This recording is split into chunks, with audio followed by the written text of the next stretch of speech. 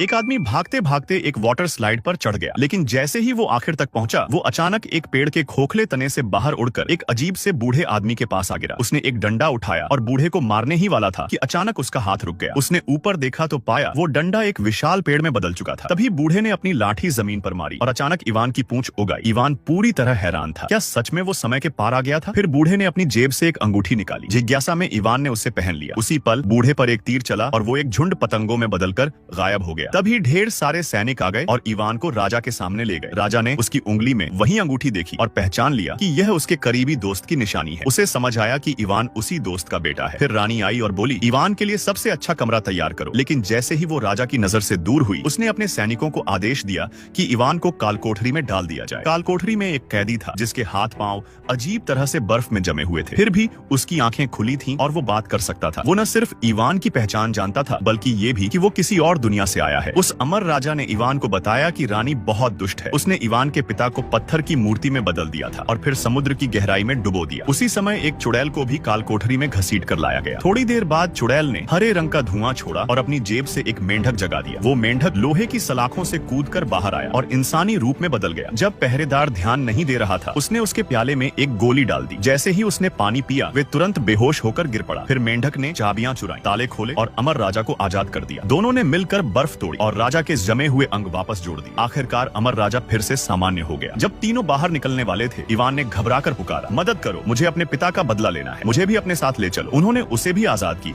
लेकिन जैसे ही इवान अपना सामान लेने लौटा, अचानक अनगिनत सैनिक वहां टूट पड़े।